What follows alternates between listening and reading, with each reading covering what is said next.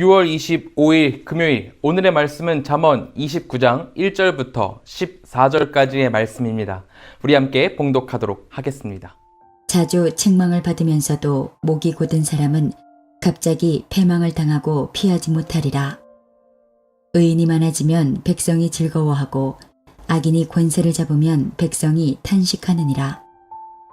지혜를 사모하는 자는 아비를 즐겁게 하여도 창기와 사귀는 자는 재물을 잃느니라.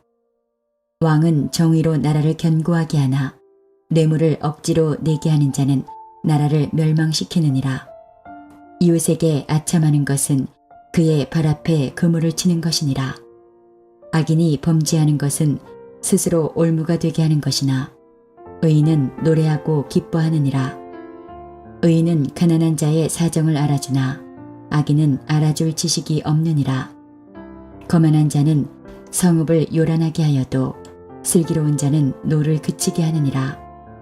지혜로운 자와 미련한 자가 다투면 지혜로운 자가 노하든지 웃든지 그 다툼은 그침이 없느니라. 피 흘리기를 좋아하는 자는 온전한 자를 미워하고 정직한 자의 생명을 찾느니라. 어리석은 자는 자기의 노를 다 드러내어도 지혜로운 자는 그것을 억제하느니라. 관원이 거짓말을 들으면 그의 하인들은 다 악하게 되느니라. 가난한 자와 포악한 자가 섞여 살거니와 여호와께서는 그 모두의 눈에 빛을 주시느니라. 왕이 가난한 자를 성실히 신원하면 그의 왕위가 영원히 견고하리라. 오늘 본문은 자주 책망을 받으면서도 목이 곧은 사람은 갑자기 패망을 당하고 피하지 못하리라. 이 말씀으로 시작을 하고 있습니다. 하나님께서는 내 주변의 사람들을 통해서 직접적으로 또는 상황을 통해 간접적으로 우리에게 경고를 주시고 말씀을 주십니다. 하나님께서는 당신의 백성들을 사랑하시기에 오래 참으시며 우리에게 바른 길을 가라는 경고를 주신다는 거죠. 구약의 오랜 기간 동안 이스라엘 백성들은 하나님의 말씀을 계속해서 떠나왔습니다. 이스라엘 백성들이 모이게 되고 나라가 되고 힘을 갖게 된 것, 그 모든 것들이 우리 하나님의 은혜였음에도 불구하고 이스라엘 백성들은 하나님께서 주신 율법을 자신들의 입맛에 맞추어서 곡해하고 표면적인 것으로 만들었던 거죠. 그 결과 겉은 번지르르 하지만 속은 바짝 마른 회칠한 무덤이 되었습니다. 사랑하는 백성들이 이렇게 무너지는 것을 두고 보실 수만은 없었던 하나님께서는 수많은 선지자들을 백성들에게 보내셨습니다. 그들로 백성들에게 하나님의 말씀을 전달하도록 하셨죠. 하지만 하나님의 친절에도 불구하고 이스라엘 백성들은 그 말씀을 귀담아 듣지 않았습니다. 구약시대뿐만이 아니라 신약시대에 와서도 그것은 여전했습니다. 마태복음 23장 29절부터 30절의 말씀입니다. 화 있을진저 외식하는 서기관들과 바리새인들이여, 너희는 선지자들의 무덤을 만들고 의인들의 비석을 꾸리며 이르되, 만일 우리가 조상 때에 있었더라면 우리는 그들이 선지자의 피를 흘리는데 참여하지 아니하였으리라 하니. 이 말씀은 예수님께서 바리새인들에게 하시는 말씀입니다. 바리새인들이 하나님의 선지자들의 무덤을 관리하고 있었는데요. 그런데 그 무덤을 잘 관리하면서 이런 말들을 하는 거예요. 내가 그때 있었으면은 하나님의 선지자가 오셨으면 내가 잘 했을 거야. 나는 우리 조상들처럼 선지자들을 괴롭히고 죽이고 그러지 않았을 거야. 여러분, 이 말을 하던 바리새인들이 우리 하나님의 메시지의 최고봉, 가장 하이라이트라고 할 수 있는 구주 예수님을 핍박하고 죽게 만들었습니다. 선지자 중에 선지자, 그 놀라우신 분이 자신들의 눈앞에 있는데, 선지자들이 나 때 왔으면 내가 잘해줬을 텐데 이러고 있는 겁니다. 하나님께서 이미 직접 예수님을 보내주셔서, 그 선지자들을 보내주셔서, 예수님이라는 선지자 중에 선지자를 보내주셔서 그들의 잘못을 책망하고 있는데, 바리새인들은 끝까지 하나님의 말씀을 따르지 않았던 거죠. 결국 그들의 끝은 1절에서 말하듯이 패망이었고 멸망이었습니다. 하나님께서 기회를 주시는데 그것을 걷어차 버려가지고 기회를 모두 날려버렸던 겁니다.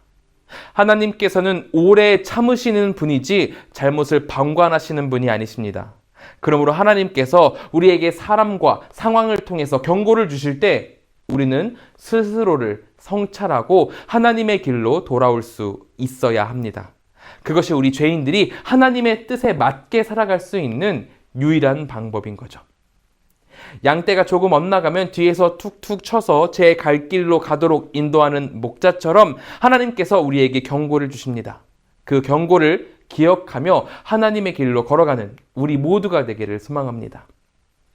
다음으로 본문 6절입니다. 악인이 범죄하는 것은 스스로 올무가 되게 하는 것이나 의인은 노래하고 기뻐하느니라. 우리는 때로 이해할 수 없는 것을 보곤 합니다. 하나님께서 악인을 그냥 놔두시는 것 같이 그렇게 느껴질 때가 있죠. 악인의 일들을 허용하시는 것 같이 느껴질 때가 있습니다. 뉴스나 신문, 그리고 당장에 바깥을 나가서 돌아보면은 탐욕스러운 자들이 더 많은 물질을 가지고 평안히 사는 것 같아 보입니다.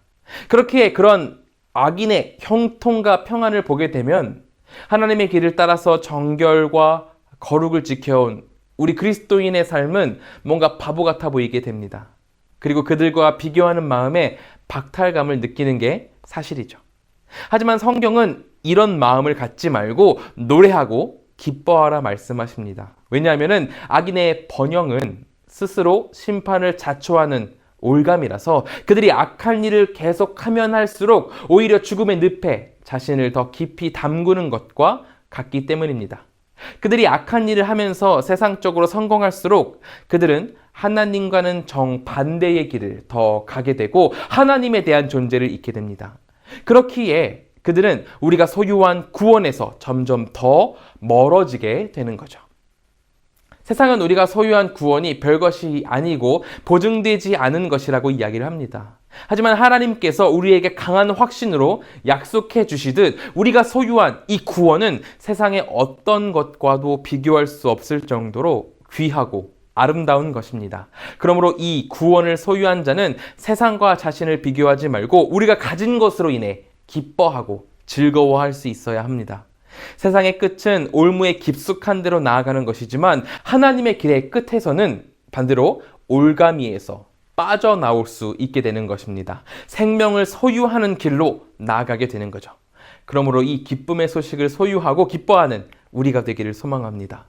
마지막으로 오늘 본문 13절은 이렇게 이야기를 합니다. 가난한 자와 포악한 자가 섞여 살거니와 여호와께서는 그 모두의 눈에 빛을 주시느니라. 하나님께서는 가난한 자든 포악한 자든 그리고 낮은 자든 높은 자든 그가 어떤 사람이건 하나님 앞에서는 모두 피조물에 불과하다고 말씀을 하십니다. 하나님께서는 그들에게 사람들에게 동등한 한날의 생명을 주셔서 눈을 떠 새 아침을 맞게 하십니다. 우리 하나님은 창조자이시면서 또한 이 세상의 주권자이신 거죠. 그러므로 이 세상에서 고민하고 걱정하지 말고 오직 우리 주권자이신 하나님께 맡기고 하나님을 따르는 우리가 되기를 소망합니다. 창조주이시며 세상을 다스리시는 이에게 모든 것을 맡기고 우리가 주님의 길로 걷는다면 하나님께서 우리에게 족하게 부어주시며 인도하실 것입니다. 이것을 기억하며 우리 함께 기도할 수 있었으면 좋겠습니다. 우리 시간 같이 기도하실 때에는 첫 번째로 이 세상의 창조자이시며 주권자인 하나님께 모든 것을 맡기는 우리가 되도록 기도해 주시기 바랍니다. 둘째로는 한국과 세계를 위해서 기도할 수 있었으면 좋겠습니다. 인도의 코로나 문제와 미얀마의 유혈 사태, 그리고 한국의 사회, 경제, 문화, 정치, 그리고 코로나까지 모든 것 가운데 주님의 회복이 임하기를 기도해 주시기 바랍니다. 세 번째로 기도하실 때에는 필리핀의 정성호 김선자 선교사님을 위해서 기도하겠습니다. 코로나의 영향으로 제대로 목회를 할 수가 없어서 여러 가지 어려움을 겪고 있는 현지 목회자들에게 주님의 위로와 은혜가 넘치도록 기도해 주시고 성령님이 주시는 놀라운 능력으로 사역을 잘 감당하실 수 있도록 기도해 주시기 바랍니다. 또한 잉하야후 교회와 임마누엘 교회가 더욱 성숙한 교회가 되도록 기도해 주시고 아들이신 정성만 목사님이 몸에 문제가 있으신데 속히 회복되도록 같이 중보해 주시면 감사하겠습니다. 이 시간 우리 함께 기도하도록 하겠습니다. 사랑과 은혜가 충만하신 하나님, 이 세상의 창조자이시며 주권자이신 하나님께 모든 것을 맡기는 우리가 되길 바랍니다.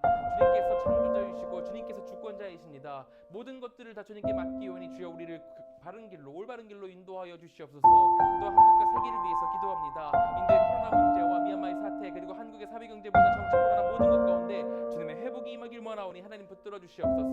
또한 필리핀의 정성호 김선자 선교사님을 위해서 기도합니다. 코로나의 영향으로 제대로 목회를 할 수가 없어 여러 가지 어려움을 겪고 계신데 하나님께서 인도하셔서 현재 목회자들에게 주님의 위로와 은혜가 넘치도록 하여 주시고 성령님이 주시는 놀라운 능력으로 사역을 잘 감당할 수 있도록 주여 붙들어 주시옵소서.